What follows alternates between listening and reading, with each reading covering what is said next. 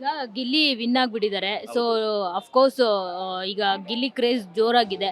So ಏನ್ ಹೇಳ್ತೀರಿ sir ಇದ್ರ ಬಗ್ಗೆ? ಈಗ ನಾನು ಸೋತವ್ರಿಗೆ ಗಿಲ್ಲಿ ಬಿಟ್ಟು ಮಿಕ್ಕಿದವ್ರಿಗೆಲ್ಲ ಪಾರ್ಟಿ ಇಟ್ಕೊಂಡಿದ್ದೀನಿ.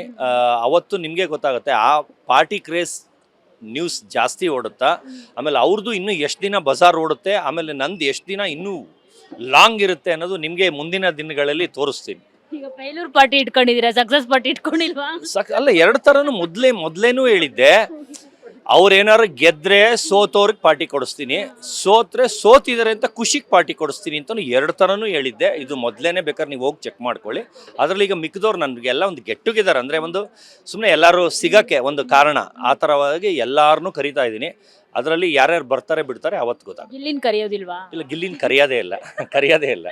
ಈಗ ಬಿಗ್ ಬಾಸ್ ಫಿನಾಲೆನಲ್ಲಿ ಮಾತಾಡ್ಲಿಲ್ವಾ ಗಿಲ್ಲಿ ಜೊತೆ ನೀವು? ಇಲ್ಲ, ಮಾತಾಡಲಿಲ್ಲ. ಹೌದಾ? ಅವರು ಮಾತಾಡಿಸ್ತಿಲ್ಲ ನೀವು? ಕೊಳ್ಳಿಲ್ಲ. ಇಲ್ಲ, ನಾನು ಹತ್ರಕ್ಕೆ ಹೋಗಲಿಲ್ಲ, ನನ್ನ ಪಾಡಿಗೆ ನಾನಿದ್ದೆ ಅಷ್ಟೇ.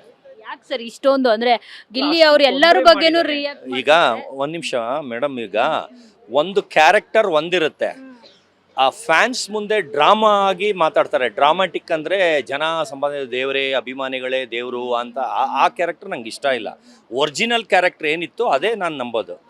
ಮೀಡಿಯಾ ಮುಂದೆ ಬಂದಾಗ ಒಂಥರ, ಮೀಡಿಯಾ ಹಿಂದೆ ಇನ್ನೊಂದು ಥರ, ಅದು ನನಗೆ ಇಷ್ಟ ಇಲ್ಲ. ಅದರಿಂದ ನನಗೆ ಅವ್ನ ಕ್ಯಾರೆಕ್ಟರ್ ಇಷ್ಟ ಆಗಲಿಲ್ಲ.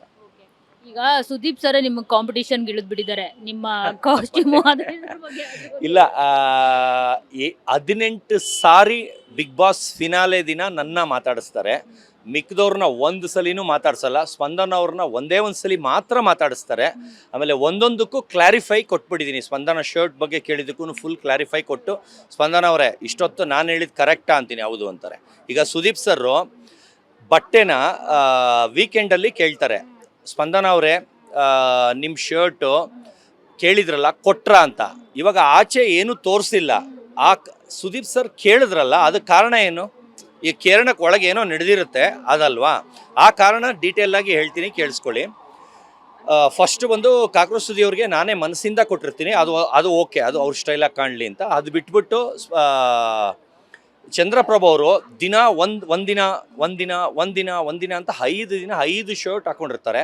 ಈಗ ಆಚೆ ಏನಾದ್ರು ಅದು ನಾನು ಕೊಟ್ಟಿರೋದು ಅಂತ ತೋರಿಸಿಲ್ಲ ಅಂದರೆ ಒಳಗಡೆ ಇರೋರ್ಗೆ ಏನು ಅನಿಸುತ್ತೆ, ಅವ್ನ ಶರ್ಟ್ ನಾನು ಹಾಕ್ಕೊಂಡಿದ್ದೀನಿ ಅಂತ ಅನಿಸುತ್ತೆ. ಆ ಕಾರಣದಿಂದ ಇವತ್ತಿಂದ ಸತ್ರು ಕೊಡಲ್ಲ, ಇದೇ ಫೈನಲ್ಲು, ಇನ್ನು ಯಾರು ಬಂದರೂ ಕೊಡಲ್ಲ ಅಂತ ಅವತ್ತು ಬೆಳಗ್ಗೆ ಹೇಳಿರ್ತೀನಿ.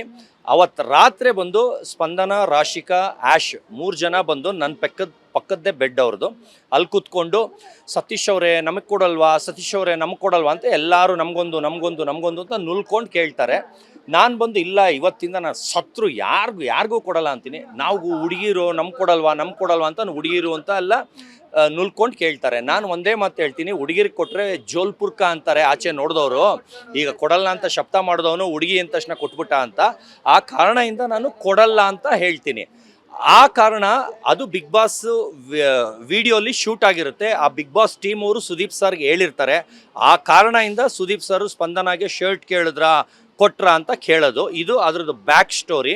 ಅದಾಗ್ತಿದ್ದಂಗೆ ಅವರು ಸರ್ ಹೇಳಿದ ತಕ್ಷಣ ಇವ್ರು ಹೋಗ್ಬಿಟ್ಟು 2 ಎತ್ಕೊಂಬರ್ತಾರೆ, ಒಂದು ಶರ್ಟು ಒಂದು ಬ್ಲೇಸರು. ಸ್ಪಂದನ ಅವ್ರು ಎತ್ಕೊಂಬರ್ತಾರೆ.